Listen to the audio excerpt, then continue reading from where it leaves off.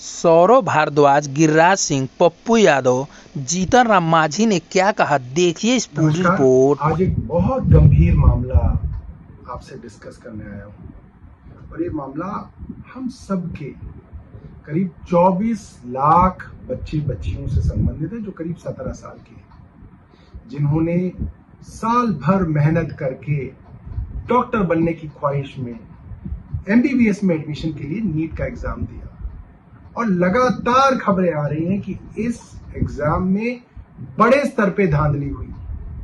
जो बच्चे 24 में से 18 घंटे पढ़ते थे कि डॉक्टर बनना है, आज उनका दिल टूटा हुआ है। जगह जगह से खबरें आ रही हैं।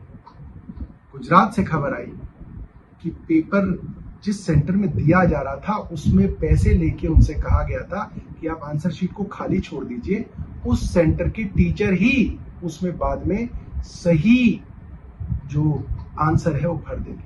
आज बिहार से खबर आई है कि एक सेफ हाउस बनाया हुआ था। 5 मई जिस दिन एग्जाम था उससे एक दिन पहले करीब 13 बच्चों को उस सेफ हाउस में ले जाया गया। वहां पे उनको क्वेश्चन पेपर दिया गया, उनसे फोन ले लिए गए और उनके माँ बाप से 30 से 50 लाख रुपए लिए गए। फोन इसलिए लिए गए ताकि ये बात लीक ना हो सके, एक्साइटमेंट में बच्चे किसी और को ना बता दें। आज हमारे बच्चे क्या मांग रहे हैं? छोटी सी बात मांग रहे हैं कि इस एग्जाम को दोबारा करा दो। क्या केंद्र एक छोटी सी बात नहीं मान सकता? हमारे देश में पिछले 10 सालों में बहुत सारे आंदोलन हुए। जब कोई आदमी परेशान होता है, एक वर्ग परेशान होता है, हम लोग कहते हैं हमें क्या। इस देश के अंदर किसानों ने लंबा आंदोलन किया, 700 किसानों की जान गई। लोगों ने कहा हमें क्या, किसानों की समस्या है। इस देश की सेना में काम करने वालों ने 1 रैंक 1 पेंशन के लिए इसी जंतर मंतर पे प्रदर्शन किया। लोगों ने कहा हमें क्या। देश के डॉक्टरों ने प्रदर्शन किया, पुलिस के साथ मारपीट हुई, हमने कहा हमें क्या। वकीलों ने प्रदर्शन किया, वकीलों के साथ पुलिस ने मारपीट की, लोगों ने कहा हमें क्या।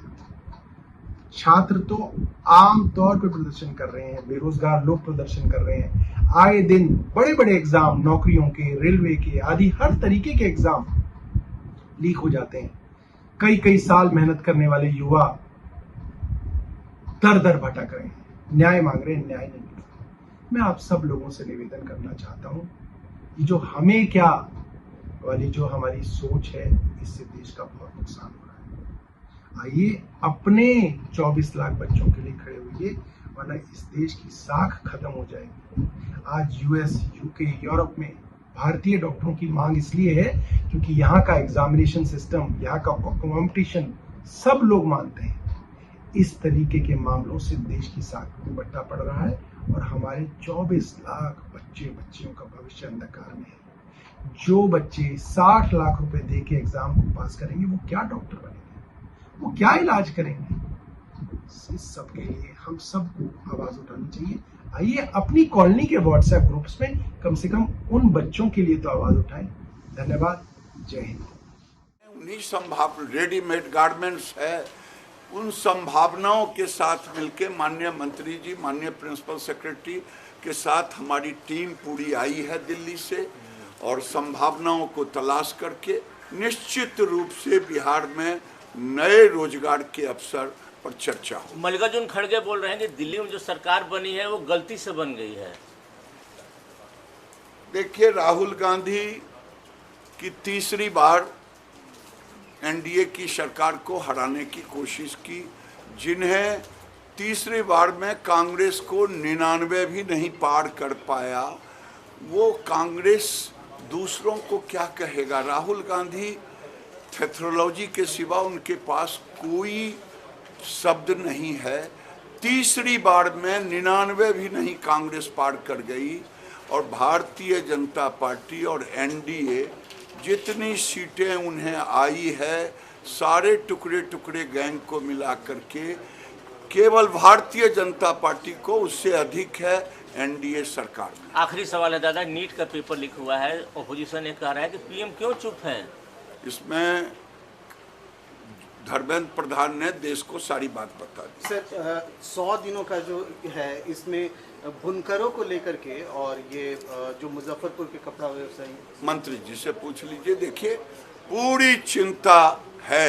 आज अगर चिंता नहीं होती, आज 3 ज्वाइंट सेक्रेटरी, एडिशनल सेक्रेटरी सब आए हैं बिहार सरकार से वार्ता करने के लिए। बिहार में अपार संभावनाएं, मैंने पहले ही कहा, चाहे बुनकर की समस्या हो, चाहे अन्य समस्या हो, उनको और उसको हल कैसे किया जाए उस पर कितना चले। गर्मी से आम लोगों का तो बुरा हाल है ही। आपके आवास के बाहर भी अब टैंकर लग गया है। तो जहाँ पानी का समस्या है उसका समाधान किया जा रहा है। जहाँ जहाँ पानी का गड़बड़ी है, पूरा डिपार्टमेंट, पूरी सरकार लगी हुई है। कल भी माननीय मुख्यमंत्री जी खुद से मॉनिटरिंग किए हैं कि वह जहाँ भी पानी का समस्या है उसको दूर किया जाए। भीषण गर्मी में वाटर लेवल नीचे जहाँ गया है वहाँ हम लोग टैंकर भेज करके पानी की व्यवस्था करवा रहे हैं।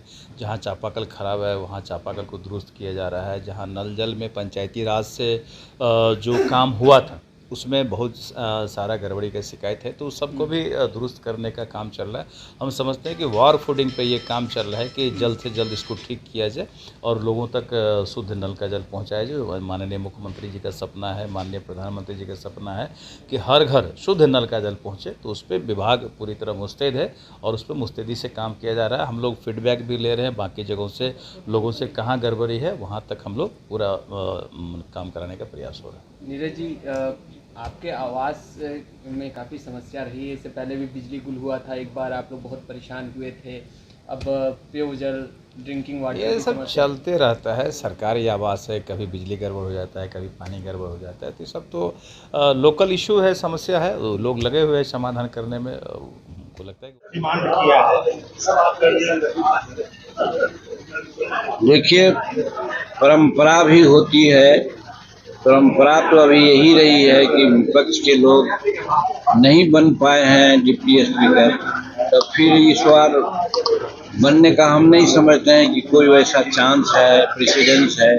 लेकिन ये माननीय मुख्यमंत्री पर और हमारे विधानसभा के सदस्यों पर निर्भर करता है कि वे क्या करते हैं। तो यही बात अच्छा रहेगा कि उन्हीं पर हम लोग छोड़ दें, माननीय मुख्यमंत्री पर, कि वो क्या करेंगे। हम लोकसभा की बात कर रहे थे, विपक्ष का कहना है कि हमको डिप्टी स्पीकर पद चाहिए और नहीं तो हम अपना कैंडिडेट खड़ा करेंगे स्पीकर। अब वो क्या करेंगे उनकी बात है, वो हमसे तो गाइड नहीं होते हैं।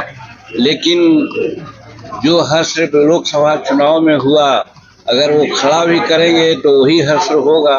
तो जानबूझ करके जमहूरियत को कमज़ोर अगर करना ही उनका उद्देश्य है तो वैसा करेंगे, और नहीं तो जो सत्ता पक्ष के लोग हैं मजबूत से हैं, हम लोग जो सोचेंगे वही होगा और जनहित में संवैधानिक परिस्थितियों को समझते हुए निर्णय लिया जाएगा।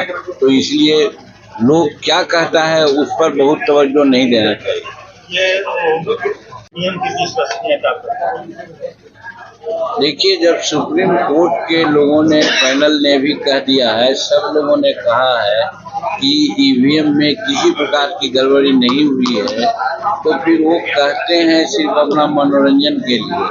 अगर ईवीएम में गड़बड़ी की बात होती तो आज उतना उनको सीट नहीं आता। कर्नाटक में वो जीते रहे पहले, वो बात नहीं होती। दूसरे राज्यों में भी उनकी राज बनी तो उस समय ईवीएम से ही किए हैं लोग। तो ईवीएम पर प्रश्न उठा करके सिर्फ अपनी कमजोरी को वो दिखला रहे हैं, जनता को जैसे भ्रम दे करके कि संविधान और आरक्षण खतरा में है। तो उसी प्रकार से ये भी कह करके ये बताना चाहते हैं कि साहब हम बहुत पॉपुलर हैं। वो गलत से ही इतना सीट वो लोग ले आए हैं, गलत फहमी और भ्रम फैला करके। अगला इलेक्शन में देखिएगा उनका आता पता। जानवर है, उधर थाना आम आदमी रह सकता है,